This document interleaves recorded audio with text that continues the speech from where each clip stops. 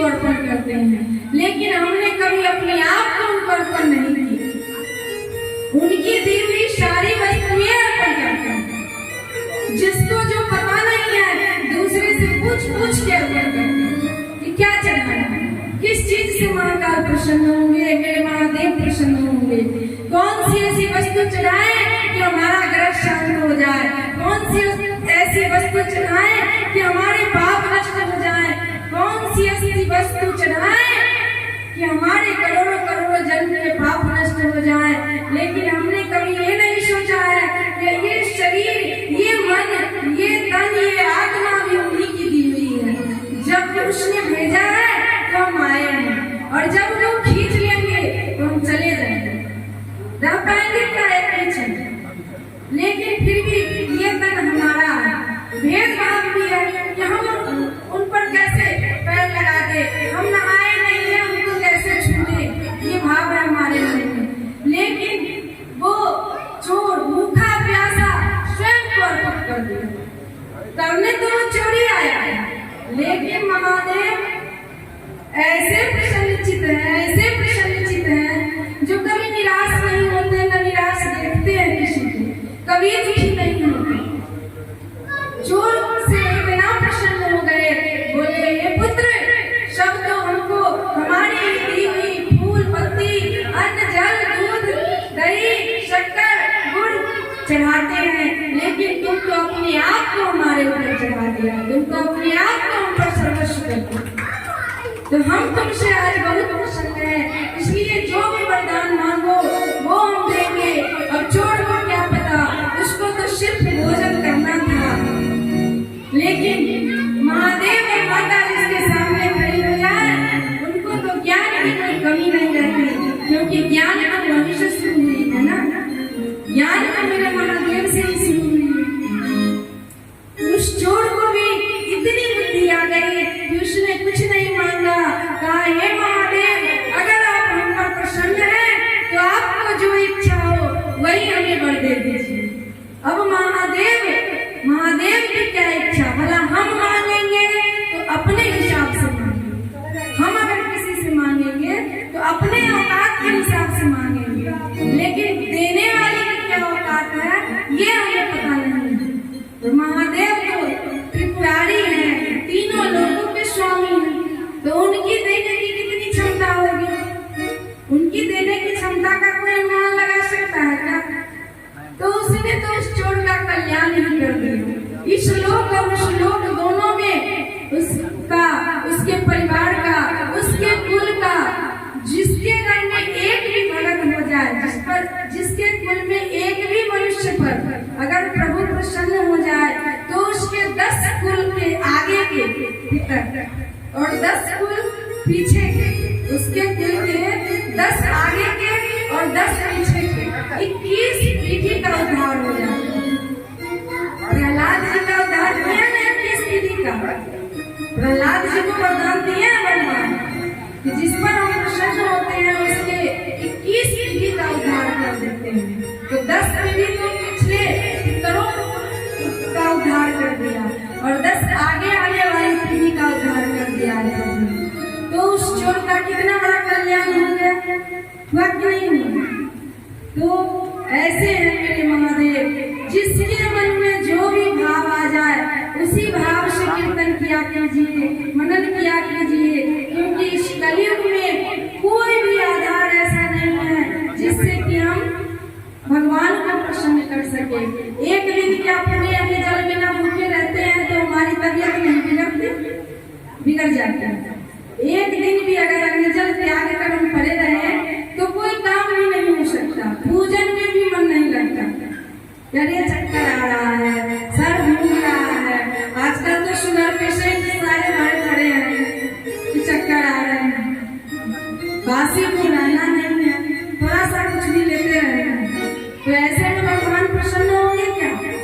लेकिन जितनी भी बुराइयां हैं इस कलयुग में, लोग अनीति, दुराचार और अपराध करते रहते हैं, उन सबसे ज्यादा अच्छाई है कि सिर्फ स्मरण मात्र से प्रभु प्रसन्न हो जाते हैं। सिर्फ स्मरण कर लेने से महादेव प्रसन्न हो जाते हैं।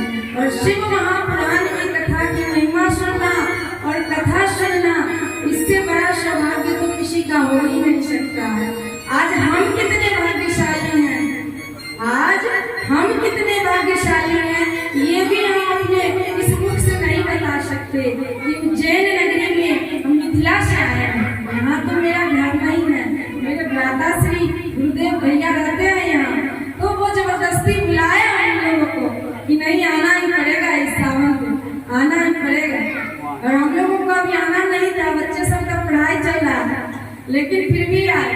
और जब आए तो लगता है कि इससे बड़ा मेरा पुण्य कोई हो ही नहीं सकता है।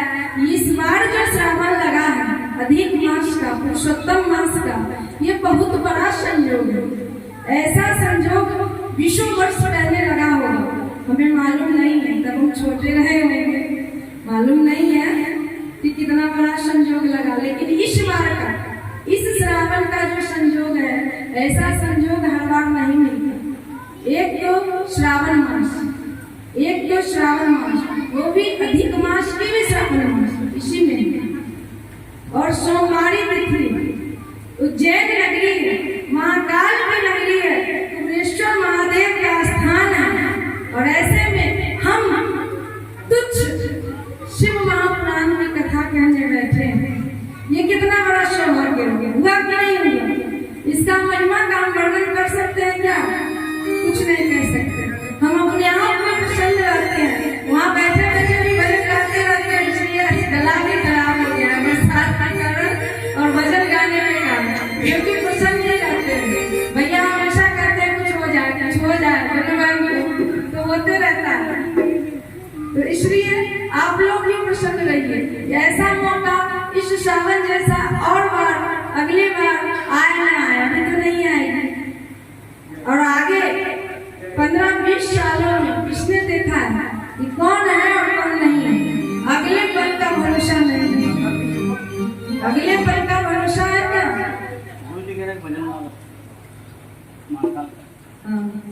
अगले पल का भरोसा नहीं है।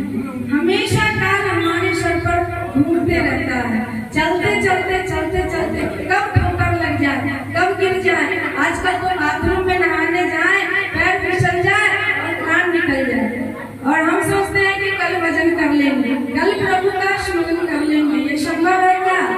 अगर आज नहीं किए तो कल कुछ नहीं होने वाला है, क्योंकि कल कभी आता ही नहीं। जब कल आता है तो वो भी आज हो जाता है।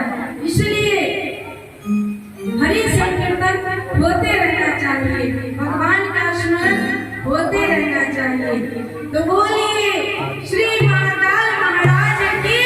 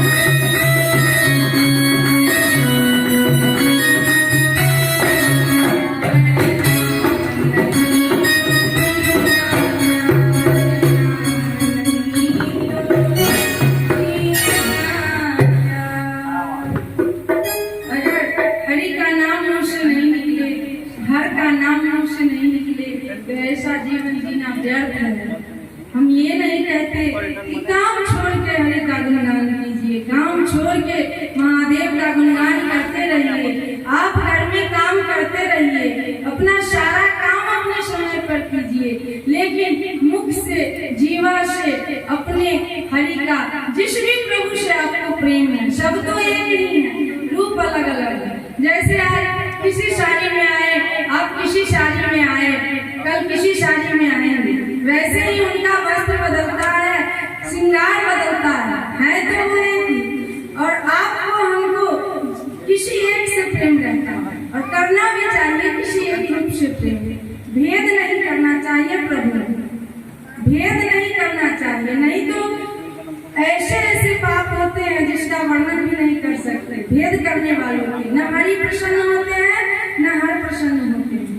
यही इसी महाकाल की नगरी में, उज्जैनी में ऐसा प्रसंग पाया गया है श्री रामचरितमानस में कि एक जो ब्राह्मण था वो महाकाल के स्थान पर बैठकर, महाकाल के प्रांगण में बैठकर पूजा किया करता था। और जिस गुरुदेव से उसने दीक्षा ली, वो गुरुदेव महाकाल को मानते थे, महादेव को मानते थे, लेकिन गुरु को पता थी कि राम और महादेव में कोई भेद नहीं है, लेकिन उनके इष्ट, उनके गुरु महादेव थे तो वो उन्हीं की पूजन किया करते थे ज्यादातर। जो शिष्य वाला ब्राह्मण था, अयोध्या से आया था, लेकिन दुराचारी हो गया था, यहाँ आके पूजन पाठ में लग गया, महाकाल से प्रेम करने लगा। और जिस गुरु से उसने दीक्षा ली, उसी गुरु से वो द्वेष करने लगा कि हम तो राम के प्रेमी हैं और ये महादेव के प्रेमी हैं, तो जितने बड़े ये हैं उतने बड़े हम भी हैं। महाकाल के मंदिर में पूजन कर रहा था कि इतने में गुरु जी आ गए और वो गुरु को देख के अनदेखा कर दिया। गुरु जब आए तो गुरु गोविंद से पहले गुरु होते थे। गुरु की महिमा गोविंद से पहले, महादेव से पहले, सबसे पहले गुरु, और मेरे महादेव के आदि गुरु। गुरु को देख के उनकी अवहेलना करके पूजन करता रह गया, इसलिए महाकाल क्रोधित हो गए। महाकाल क्रोधित हो गए और उसको श्राप दे दिया कि रे मूर्ख, तूने अपने गुरु को देख कर भी अजगर की भांति पड़ा रहा और अपने गुरु का सम्मान नहीं किया, इसलिए जा तू अजगर हो गया। और वो रोने लगा, गिड़गिड़ाने लगा, पश्चाताप करने लगा, लेकिन महादेव उसकी एक न सुनी। तो उसी गुरु ने, गुरुदेव तो दयालु होते हैं, कृपालु होते हैं, वही गुरुदेव जिसका उसने सम्मान न किया, अवहेलना कर दी, वही गुरु जब महादेव की आराधना करते हैं, पूजन करते हैं, स्तुति करते हैं, आप लोग तो रोज पढ़ते हैं, नमामि शमीशान निर्वाण रूपम विभुम व्यापकम ब्रह्म वेदस्वरूपम निजम निर्गुणम निर्विकल्पम निरीहम निराकार ओंकार ईशम गिरीश। पढ़ते हैं ना, यही इसी उज्जैनी महाकाल के समक्ष गुरुदेव ने इस स्तुति से उनकी आराधना की। तब महाकाल प्रसन्न हुए और उसको वरदान दे दिया कि जाओ, तुम जितने भी शरीर धारण करोगे उसमें जन्म और मरण का तुम्हें कोई दुख नहीं होगा। सबसे बड़ा कष्ट, सबसे बड़ा ताप कोई है तो जन्म लेने के समय का कष्ट है और मृत्यु को प्राप्त होने के समय का कष्ट है। ये सबसे बड़ा कष्ट है। जीवन में कोई कष्ट नहीं है, जीवन तो चलता रहता है। सबसे बड़ा कष्ट है जो जन्म लेने के समय होता है और वही कष्ट फिर मृत्यु को प्राप्त होने के समय होता है। तो महाकाल ने उसको वरदान दिया कि हम तुम्हारे गुरु की, यद्यपि तुम इसके लायक नहीं, यद्यपि तुम इसके लायक नहीं हो, जिसने गुरु की अवहेलना की उस पर हम कभी प्रसन्न नहीं हो सकते, लेकिन तुम्हारे गुरु दयालु हैं, कृपालु हैं, तुम्हारे लिए तुम्हारा कल्याण चाहते हैं, तो हम तुमको आशीर्वाद देते हैं कि जा तुम्हारा कल्याण हो। जितने भी जन्म लोगे, जितने बार भी तुम मृत्यु को प्राप्त करोगे, तुम्हें कोई कष्ट नहीं होगा और तुम्हें हर बार जन्म और मृत्यु का कारण ज्ञात रहेगा। हर बार तुम्हें पता चलेगा कि हम पिछली बार किस योनि में थे, कैसे थे, कहाँ गए थे। तो महाकाल ऐसे हैं, महादेव ऐसे हैं कि हर बार हर अपराधी को, हर और वो तो गुरु थे, तो उनके बात पर तो उनको क्षमा करना ही था। विप्र की बातों को तो वो तुरंत ध्यान रखते हैं मेरे प्रभु, ऐसे हैं। तो शिव महापुराण में श्री महादेव जी के 12वें स्वरूप में इसी बात का वर्णन है, इसी बात का चिंतन है कि प्रभु का स्मरण, प्रभु का मनन, प्रभु का कीर्तन करते रहना चाहिए। और 3 तरह से प्रभु का पूजन 3 तरह से होता है, नाम, रूप और लीला। पहला है नाम, दूसरा है रूप और तीसरी है लीला। नाम का स्मरण करते रहिए। महादेव के भी हजारों नाम हैं, तो अगर आपको संभव है तो नाम का स्मरण करते रहिए। दूसरा है रूप, तो हर जगह मंदिर में जाइए, शिवालय में जाइए, देवालय में जाइए और प्रभु को निहारते रहिए। ये सबसे बड़ी पूजा है। दूसरी पूजा है कि प्रभु को निहारे और प्रसन्न रहे कि मेरे प्रभु ऐसे हैं। आंखें बंद करके कभी मंदिर में प्रणाम नहीं कीजिए, उनको देखिए सामने से। आंखें बंद करके तो हम कहीं भी याद कर लेंगे, लेकिन पहले किसी को देखेंगे तभी तो याद करेंगे। तो जहाँ भी जाइए मंदिर में, देवालय में, शिवालय में, तो भरे पूरे हृदय से, पूरे खुली आंखों से उनका दर्शन कीजिए। ये क्या है? रूप है, रूप पूजन है। 3 हुआ, नाम, रूप। अब क्या बचा? लीला। लीला का क्या है? जितने भी किए हैं सुकर्म कुकर्म हम लोगों ने, और उसके लिए जो महादेव ने कष्ट उठाए हमारे लिए, आपके लिए और इस जगत के कल्याण के लिए, कभी विष पी लिया, कभी अर्धनारीश्वर बने, कभी नटराज बने, जो उनका स्वरूप है, जो उनका गुणगान है, कैसे किस चोर का उद्धार किए, कैसे हमारा उद्धार, कैसे उसका उद्धार, किसी ब्राह्मण का उद्धार, किसी नरकगामी का उद्धार, ये उनका वर्णन है, उनके गुणों का वर्णन है। तो ये तीसरी पूजा है, उनके गुणों का वर्णन करते रहिए। ऐसे ही प्रभु के नाम, रूप और लीला तीनों से जब आप उनका स्मरण करेंगे, किसी एक से भी वो प्रसन्न है, लेकिन जो नाम, रूप और लीला तीनों करेंगे, जैसे अभी हम लोगों को संभव हो रहा है, नाम का भी जप हो रहा है, प्रभु के नाम का भी जप हो रहा है और रूप का भी दर्शन हो रहा है। यहाँ बैठे हैं साक्षात महादेव, तो हम लोग उनके रूप का भी दर्शन कर रहे हैं। और यहाँ बैठ के शिव महापुराण की कथा में से हम लोग उनके लीला का भी वर्णन करेंगे कि कैसे उन्होंने कितनी लीलाएं की।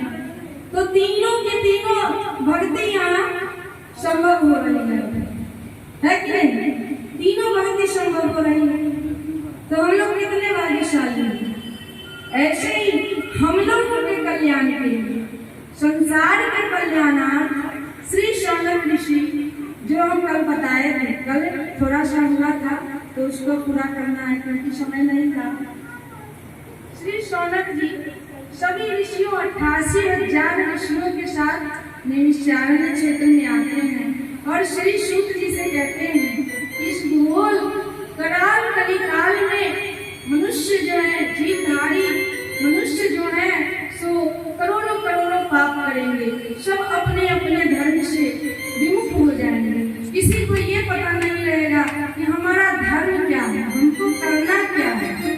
सब काम करेंगे लेकिन स्वयं का चिंतन नहीं करेंगे, जिससे स्वयं का उद्धार हो, स्वयं का विवेक हो, स्वयं का ज्ञान बढ़े।